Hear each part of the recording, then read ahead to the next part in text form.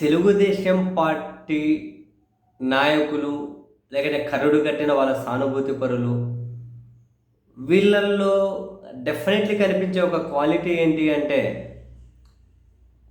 వాళ్ళకు సంబంధించిన వాళ్ళను ప్రొటెక్ట్ చేసుకోవడం కోసం అది లీగల్ ప్రొటెక్టా అంతకుమించి ఆర్థికపరమైనటువంటి ప్రొటెక్షన్ అంటే డబ్బు ద్వారా బాగా మేనేజ్ చేస్తారు.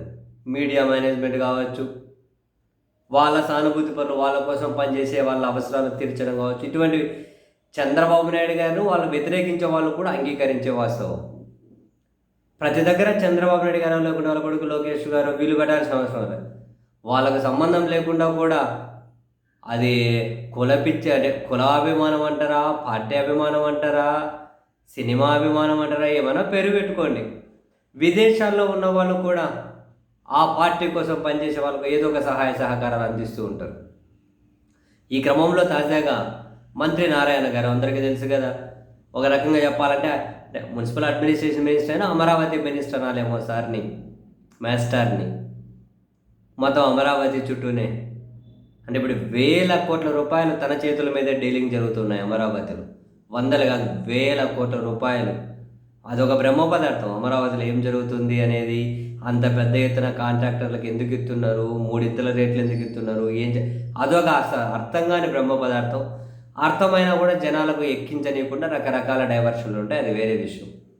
అయితే ఇప్పుడు నారాయణ గారు వాళ్ళ పార్టీ కార్యకర్తల కోసం, తెలుగుదేశం పార్టీ కార్యకర్తల సంక్షేమం కోసం అంటూ ఒక సంచలనమైనటువంటి నిర్ణయం తీసుకున్నారు. ఆయన సొంత డబ్బులు, ఎస్ మీరు విన్నది కరెక్టే, ఆయన సొంత డబ్బులు 50 కోట్ల రూపాయలు తెలుగుదేశం పార్టీ కార్యకర్తలకు పంచాలి అని చెప్పి నిర్ణయం తీసుకున్నారు. ప్రతి సంవత్సరం 10 కోట్ల రూపాయల చొప్పున పంచుతారట.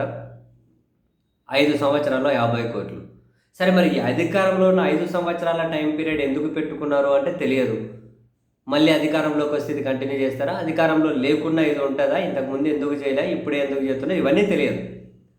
బట్ ఇప్పుడు ఇలా 5 ఏళ్ళు అధికారంలో ఉంటారు కదా, అధికారంలో ఉన్న ఈ 5 ఏళ్ళు వాళ్ళ కార్యకర్తల కోసమట 10 కోట్ల రూపాయలు, సంవత్సరానికి 10 కోట్లు.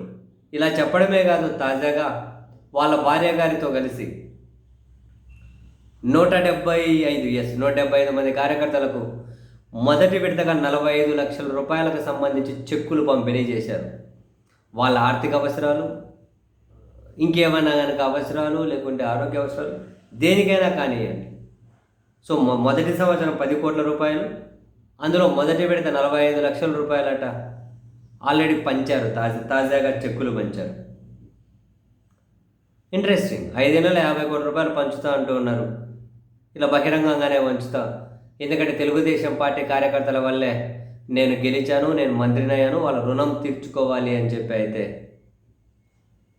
తానంటూ ఉన్నారు. ఇంట్రెస్టింగ్. సొంత డబ్బులు 50 కోట్ల రూపాయలు పంచుతాను అని.